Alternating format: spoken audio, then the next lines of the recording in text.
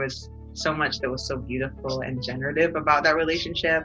And also I felt like I wanted more spiritual connection and more ability to feel into our energy bodies in a conscious way and into that stillness together more.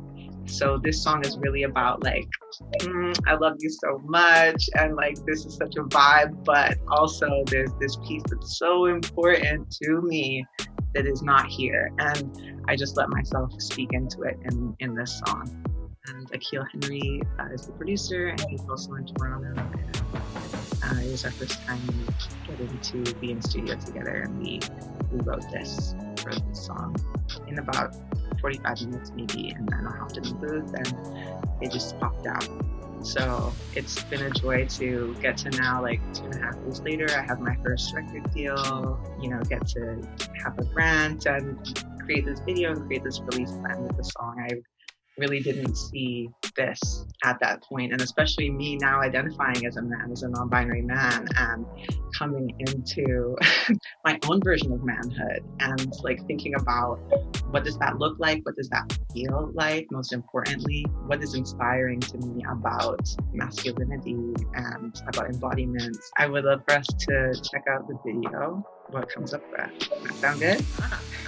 It's so satisfying to see it come to life, because it was like December of 2019 when I wrote the treatment for it, and I like sat down and wrote it all like out by each second in like one sitting in this cafe in Highland Park. I was just like, and then this, and then this, and it just like came to me. So it's very satisfying to get to see it. It's there, it exists now. Standing up for myself and up in my own space and creating a space and a community around me. It's not like I don't feel nervous about doing that, because I do, but I do it anyways.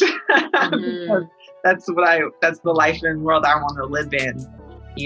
Fear is always there, but it doesn't need to define how I live into my world. And I'm always trying to push that boundary. And this is one example of me doing that, coming into a more masculine embodiment and reflecting on just a deep intention to be non-toxic as a man, and particularly as a white man.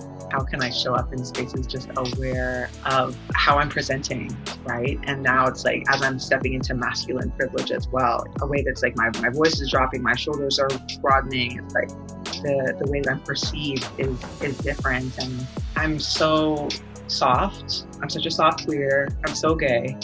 This video paints it perfectly, right?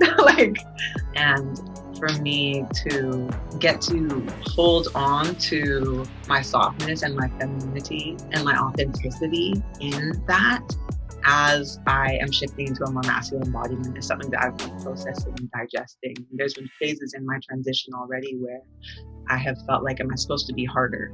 Am I supposed to be more hyper masculine? Am I going to be safe being soft as a man? Am I going to be respected? And for me, this video is an affirmation of my soft masculinity, and it's an affirmation of my divine feminine essence, and also of my gayness and of my manhood.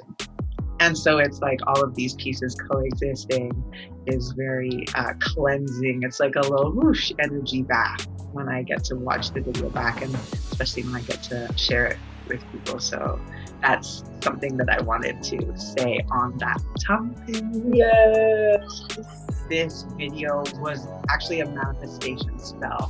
For me, I was in a place where right now I'm like very happy to be single as I'm processing and coming into myself. It feels really healthy in a way it never has before in my life, which I'm really grateful for. But when I was creating the treatment for this, part of what this was me manifesting a partner. And I wanted to actually spell out what that looked like to me, which was self-love and self-care and spiritual practice, and creating a vibrational experience within my life that felt so rich with love that I may as well already have had a partner. It was a deep love. And I wanted to paint out what that process looked like. And in the original treatment, the character who plays Kamal meets the character who plays Sam on the beach. The lead dancer who has more solos and more freestyles.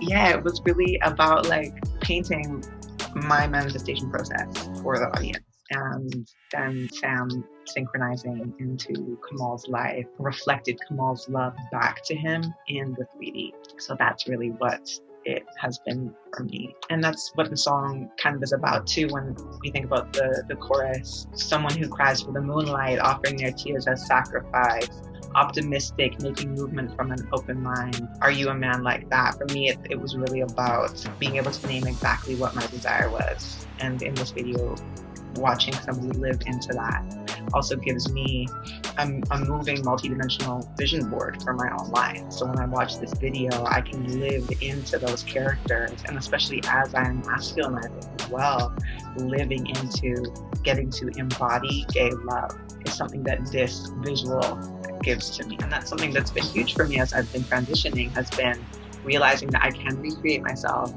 and be what no one else, including me, expected of me. Very, very refreshing.